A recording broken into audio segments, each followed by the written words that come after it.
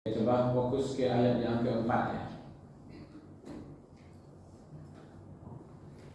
A'udzu billahi minasy syaithanir rajim. Bismillahirrahmanirrahim. Zalika fadlullahi yu'tihi man yasha. Wallahu dzul fadlil azim. Sadaqallahul azim. Kalau terjemahan secara umum, itulah karunia Allah, keutamaan Allah diberikannya kepada siapa yang dikehendaki, dan Allah mempunyai keutamaan atau kemuliaan karunia yang besar ya. Maha benar Allah yang Maha Agung. Surat Al-Jumu'ah ayat yang keempat. Coba kita lihat. Zalika, itu, fadlullah, keutamaan, karunia, yu'tihi, asal katanya atas, yu'ti bisa dimaknai diberi, bisa dimaknai didatangkan. Nya itu kembalinya kepada Allah yang punya fadlullah. Mai, man, ada ya, mai, jadi orang, yasha, yang dikehendaki. Wallah, dan Allah, jadi ada keutamaan yang Allah berikan kepada orang yang dikehendaki. Wallah, dan Allah zul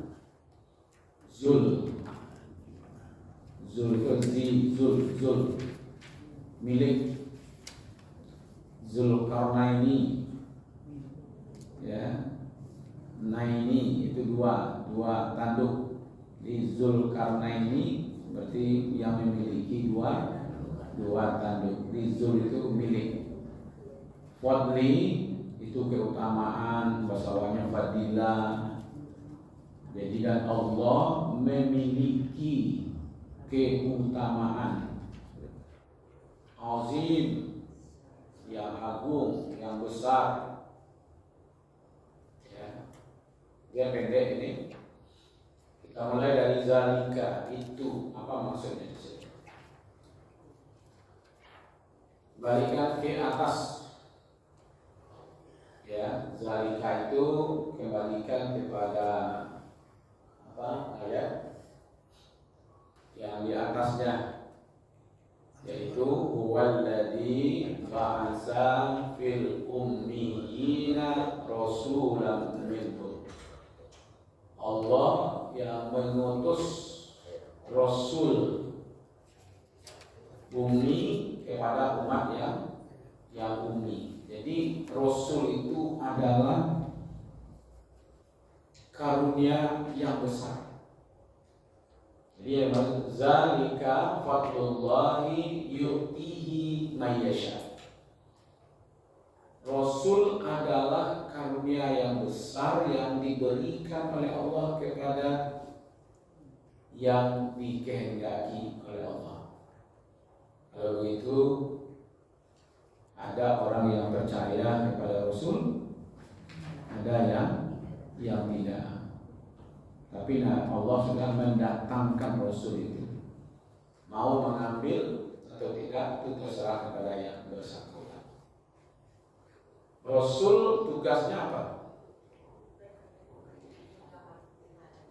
Yatluna ayatihi, membacakan ayat-ayat Allah. Kan itu tugasnya. Jadi Rasul itu tugasnya yatlu alaihim ayatihi. Yang kedua, tugas Rasul itu wa yuzakkihim, itu mensucikan, membersihkan.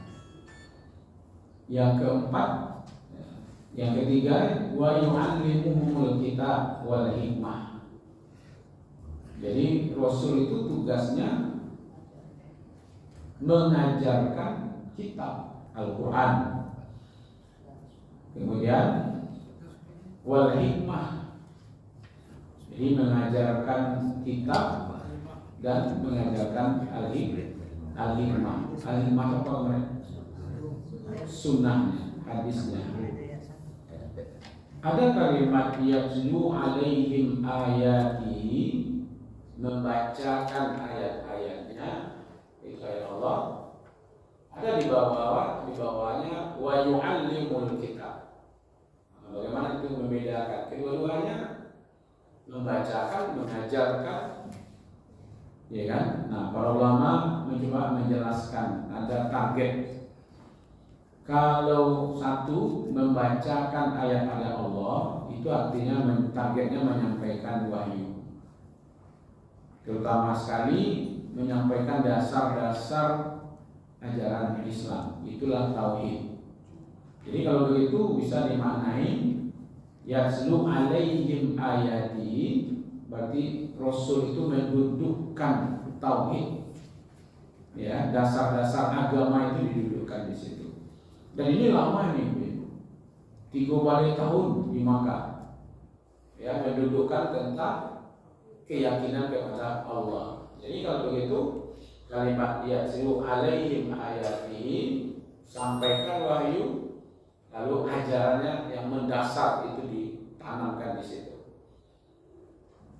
Kalau mengajarkan Alkitab dan hikmah, itu Al-Quran dan hikmah, itu memahamkan tentang kitab itu. Nah, kita ini termasuk yang memahami tentang kitab, ya kan? Sehingga umat ini menjadi paham tentang Al-Quran dan hadis, lalu hidupnya didasarkan kepada Al-Quran dan hadis itu. Jadi berbeda itu tujuannya. Jadi antara kalimat di sini apa? Huwallazi ba'atsa fil ummiyina rasulan minhum, satu yatlu alaihim ayatihi, dua wa yuzakkihim, yang ketiga wa yu'allimuhumul kitab wal hikmah. Jadi tidak sama yatlu alaihim ayatihi dengan wa yu'allimuhumul kitab. Kalau yatlu alaihim ayatihi targetnya memahami dasar-dasar agama, tauhid, gitu ya, pendudukan tauhid, gitu ya. Kalau wa yu'allimuhumul kitab, berarti memahamkan kepada Al-Quran.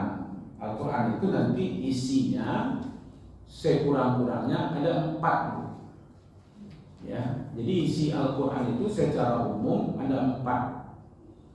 Satu, pengenalan tentang Allah. Jadi kalau kita ingin kenal dengan Allah, apa yang harus kita lakukan? Belajar Al-Quran, dalami Al-Quran. Yang kedua, isi Al-Quran itu adalah bagaimana berinteraksi, berhubungan dengan Allah. Harus tahu siapa si Allah. Bagaimana berhubungan? Jadi ada hamba, ada khalik. Ada yang menyembah, ada yang disembah, ada yang beribadah, ada yang diibadahi. Itu adalah hubungan kita dengan Allah. Yang ketiga, isi Al-Quran itu adalah bahagia, kebahagiaan dunia dan akhirat. Kalau ingin bahagia di dunia, ya rujuk kepada Al-Quran. Kalau ingin bahagia di akhirat, rujuk kepada Al-Quran. Tidak bisa kita ingin bahagia di dunia lalu rujuk kitabnya beda.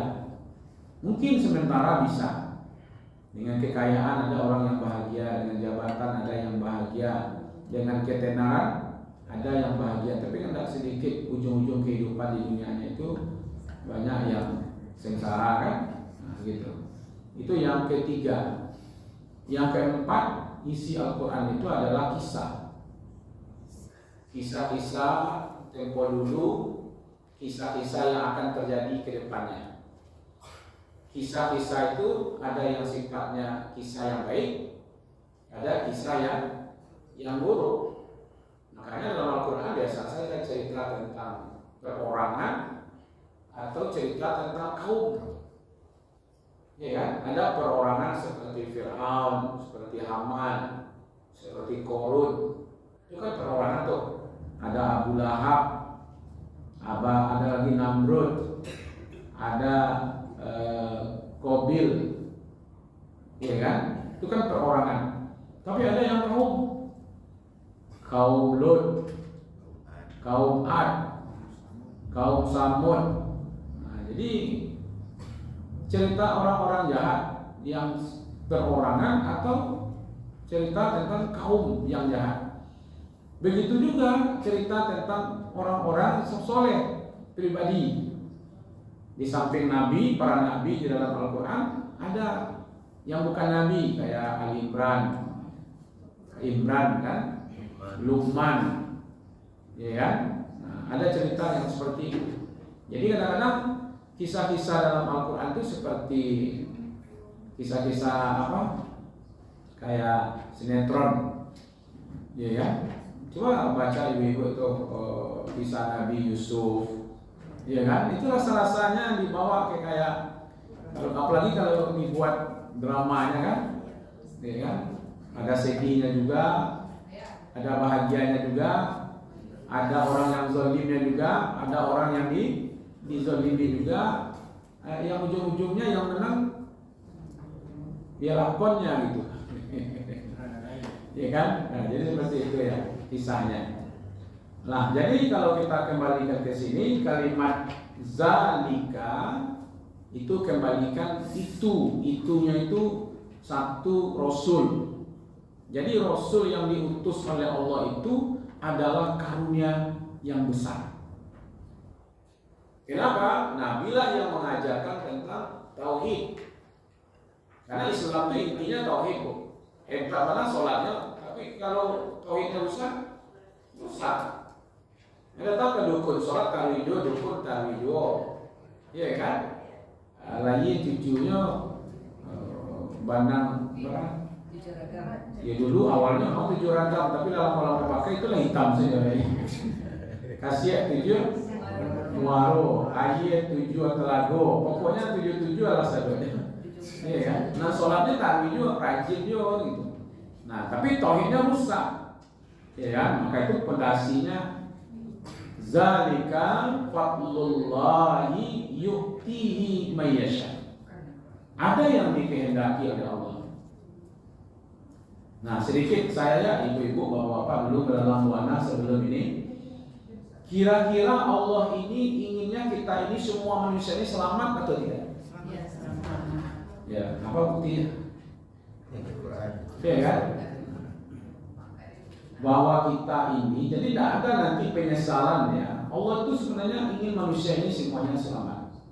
Kita lihat di sini. Umpamanya dari awal. Oke.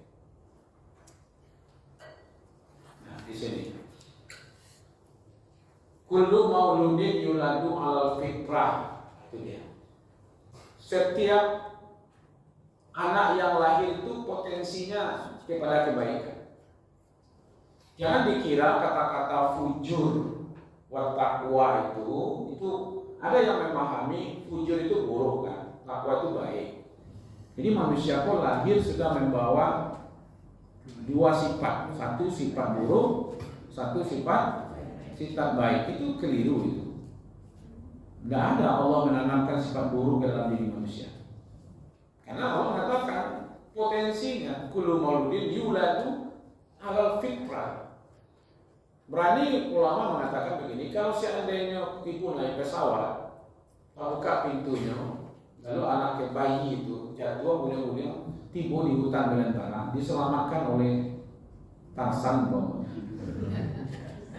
Ya nak, diasuhlah di hutan belantara itu. Maka manusia yang tadi yang selamat tadi itu tidak akan mengenal korupsi, tidak akan mengenal membunuh, ya kan, tidak mengenal judi, tidak mengenal mabuk.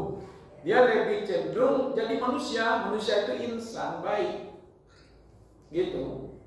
Maka itu yang akan menyebabkan manusia itu terpengaruh lingkungannya, mau bapaknya atau ibunya. Itu tandanya Allah sebenarnya tidak pernah berbuat zalim kepada hamba-hambanya. Maka itu kalau ada orang berdoa untuk kehancuran untuk kita, Allah tidak akan pernah kabulkan. Karena Allah bukan pendukungnya orang-orang zalim. Kalau terjadi kau apa itu Ustaz? Berarti ada satu yang salah juga dalam diri kita. Ya kan? Kalau kita dekatkan diri kepada Allah, ya kan? Apa Allah akan izinkan kita dianiaya orang? Ya kan? Allah tidak akan pernah berbuat zalim. Kalau udah berdoa ya Allah hancurkan si fulan. Kalau dia hancur bukan karena Allah mendukung dia, tapi karena peranainya. Kalau Allah mengatakan in asatum li ampusikum wa in asatum falah. Jika engkau berbuat baik, kebaikan itu akan kembali kepada dirimu. Ini bukti satu. Yang kedua bisa kita lihat di sini. Bukti manusia itu Allah ingin selamat. Wala taqfu ma laisa laka bihi ilm. Inna sam'a wal basara wal fuada kullu ulaika kana anhu mas'ula. Surat Bani Israil ayat 36. Ya, kalau ibu yang bawa catatan boleh dicatat di ayatnya saja, karena kita fokusnya bukan di sini ini untuk membawa saja, bawa, jangan Anda berpikir nanti Allah tuh memang ingin saya sesat, Allah tuh inginnya saya masuk neraka. Enggak, itu bisikan setan tuh, ya kan? Nah, Allah fasilitasi mata, Allah fasilitasi telinga, ada hati untuk memahami supaya manusia dipaham, ya kan? Apa yang baik, mana yang buruk. Maka itu tidak boleh kita mengikut-ikut saja. Kata Allah, jangan kamu ikuti. Ma laisa laka fi'il, enggak ada kamu ilmu di situ. Ya kan? Maka itu ketika ada ilmunya baru amalkan. Kalau tidak ada ilmunya, fas'alu ala zikri. In kuntum la ta'lamun. Tanya kepada orang yang tahu kalau kamu tidak tahu. Ya kan? Karena orang ingin selamat. Jangan dipakai saja dulu kok, beli barang baru itu pakai langsung, nggak tanya-tanya, nggak cari-cari, nanti lah meledak aja baru, iya kan? Nah gitu. Jadi Allah inginnya kita itu selamat sehingga diberilah fasilitas panca indera, ada rasa di situ. Yang ketiga, akal diberikan di situ. Makanya nanti penyesalan manusia di akhirat itu mereka mengatakan waqalu law kunna nasma aw yaqilu. Oh ya Allah, kalau dulu kami dengar apa? Kalau dulu kami dengarkanlah ayat-ayatmu, nasihat-nasihat. Kalau dulu kami gunakanlah akal kami, ya kan? Tentulah kami sekarang tidak akan menjadi penghuni neraka sa'ir. Ya kan? Itu menunjukkan. Jadi kalau ada yang masuk dalam neraka bukan kehendak Allah. Salah dia, kenapa dia tidak mau dengar, kenapa dia tidak mau gunakan akalnya. Dia sendiri yang akan mengakui itu di akhirat. Ya Allah, kok dululah kami gunakan telinga, ya kan? Kok dulu kami gunakan akal, tentu tidak masuk kami kemari. Berarti nak masuk surga itu orang-orang nan barakah. Ya nak, namun telinganya mandangan. Itu tandanya Allah ingin kita selamat, ya. Yang keempat, buktinya itu adalah ada disuruh kita berikhtiar, ya kan? Al-haqqu min rabbik, ya kan? Ada kebenaran itu datang dari Allah, ya kan? Kalau ingin, nah itu masalahnya. Kalau dia ingin beriman. Kalau tidak mau beriman, ya sudah. Berarti tanggung jawabnya konsekuensinya. Ya, itu aja ibu. Kan dia dikatakan fal yu'min, kalau dia mau beriman, faman syaa fal yu'min, wa man syaa fal yakfur. Ini pilihan. beriman atau kafir itu pilihan. Oh, dulu kami kan memang ditentukan oleh Allah jadi orang kafir. Enggak. Kalau you kafir, dari keluarga kafir, kini lah di dunia. Jadi orang beriman, tapi kan ada marah. Ya. Nah, ini kebenaran itu sudah ada. Hakku merobikum. Yang hak itu datang dari Allah. Kalau mau terima silakan, kalau enggak silakan. Ya. Berarti kita sama lah datang mau beraja atau enggak, itu kan pilihan. Ya. Kamu mesti anak-anak, ibu tadi kami pagi-pagi ini habis wirid, kebetulan aku tadi ceramah di pagi-pagi selesai pengajian di Bilano, lalu jalan, ya, ambil jalan lah, ya, pagi olahraga kan. Ada di tepi laut itu macam-macam, ada yang berdagang di situ, ada yang senam di situ, orang itu lebih lihat, gitu kan, mukul belakang, itu menghitung dan itu 1, 2, 1, 2. Jangan saya kelama beraja 1, 2, 1, 2. Tapi itu asik gitu, ya kan? Betul mau jalan gitu kan? Nah gitu. Karena pagi kita buat program olahraga. Saya dulu punya keinginan di bawah ini satu saat nanti ada senam, tapi setelah mau perhatian nggak cocok dengan Pak Pondok ke senam. Iya kan? Nggak tambahin modal. Nah, tambahin dulu Pak kalau kecuali nanti instrukturnya wanita, kemudian yang senam ibu-ibu saja. Dulu kan konsep pagarnya itu tembok.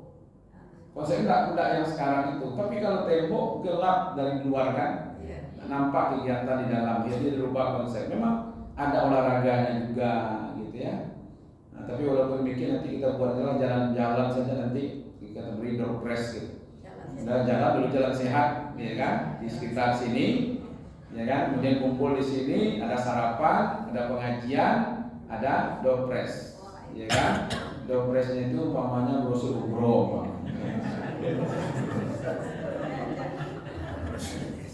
Ya. Jadi pilihan itu ada di kita ini. Mau senam, mau mancing, mau goes, mau jalan, mau ikut tadabbur. Pilihan kita ini saja. Iya kan? Siapa yang memutuskan kita sendiri? Iya kan? Konsekuensinya itu. Nah gitu. Jadi Allah itu sebenarnya memang betul-betul. Nah ini salah satu tadi yang kita katakan bahwa Allah mengutus Rasul. Iya kan? Itu karunia yang besar. Allah diutus itu Nabi dari golongan kita, bukan dari golongan malaikat, dari golongan manusia itu sendiri. Nah dia mau tak ikut atau tidak, ya kan? Nah kalau mau ikut, berarti dia mengambil karunia yang besar. Kalau dia tak mau ikut, berarti dia meninggalkan, ya kan? Nah kehendak Allah itu kita semuanya mendapatkan hidayah. Kehendak Allah itu kita ini dapat masuk surga semuanya. Nah, tapi kan ada orang memilih beriman, ada yang tidak beriman. Kalau bebas rasanya ya tidak akan melampaui kepada batas kemampuan kita. Karena Allah mengatakan la yukallifullahu nafsan illa wus'aha. Yuridullahu bikumul yusra wa la yuridu bikumul usra. Allah ingin tuh kita tuh yang mudah. Tidak ingin yang sulit. Jadi terjawab ya bahwa Allah ingin manusia itu semuanya selamat dan Allah mengutus Rasul itu bagian dari karunia yang besar. Itu yang dimaksud zalika fadlullahi yu'tihi may yasha. Diulang lagi wallahu dzul fadlil azim, dan Allah memiliki karunia yang besar. Nah, kita lanjutkan sedikit, guru kita sudah datang, ya kan? Jadi makna zalika itu kembalinya kepada Rasul Allah yang besar, gitu ya, yang mengajarkan kepada kita dasar-dasar agama tauhid, Yatlu alaihim ayat. Ya kan? Dan mensucikan, membersihkan awak. Bagaimana kita membersihkan? Taubat. Kalau terlanjur salah, taubat. Terlanjur salah, taubat. Apakah taubat Ustaz? Iya. Terus taubat sama lalu.